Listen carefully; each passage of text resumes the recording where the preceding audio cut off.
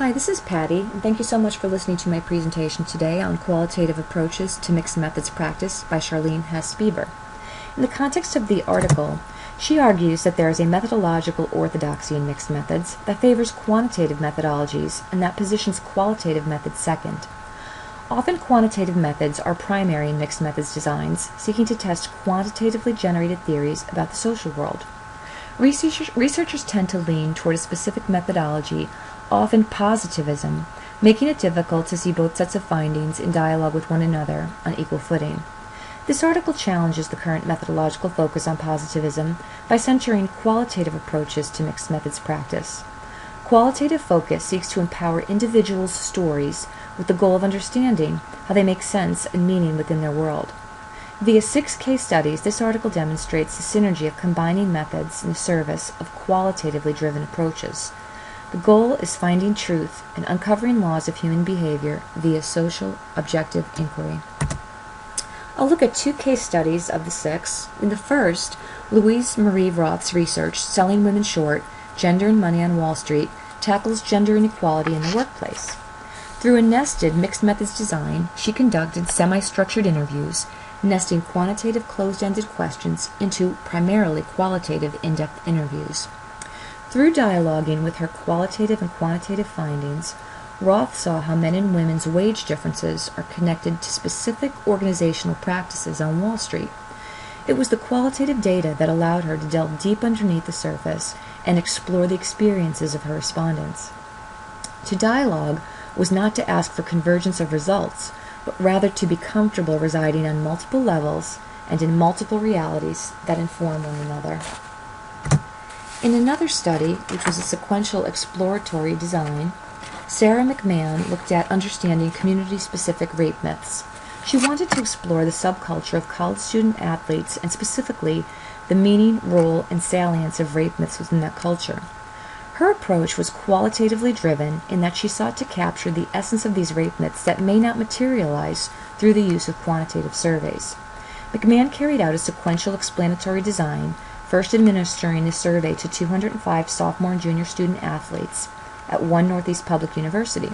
She followed up with a series of focus groups conducted with sports teams, and then she chose purposely sampled individual students to conduct interviews with.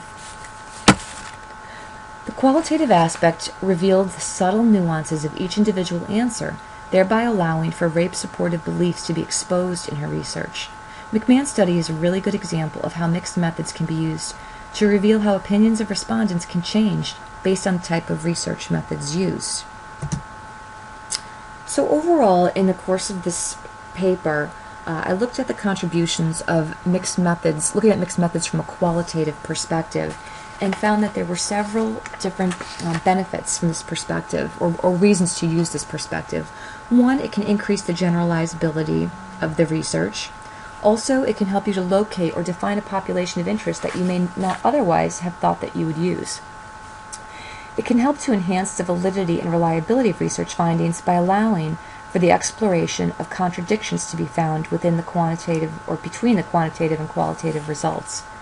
It can allow for one to address inconsistent results.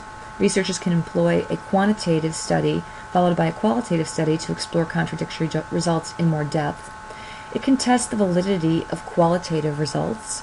It can enhance the understanding of the research problem and research findings. A quantitative component may serve to initiate or spark a new hypothesis or research questions that researchers can pursue in depth. It provides for a more robust understanding of results by triangulating results, seeing whether research findings of 2 studies on similar topics are in agreement. And then finally, and importantly, it can promote social change, social transformation, and social justice.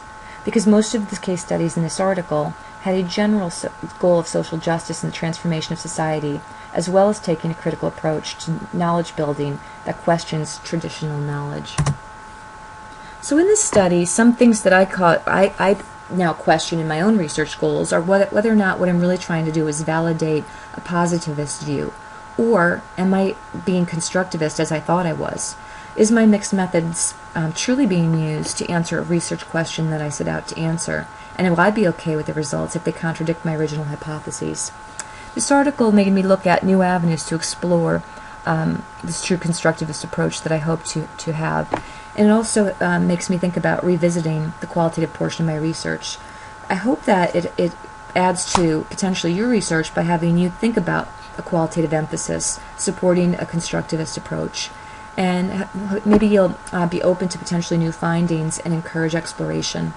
So overall, I thought it was a very useful study, and here are the references that I used. And I look forward to our discussion board this week. Thanks for listening.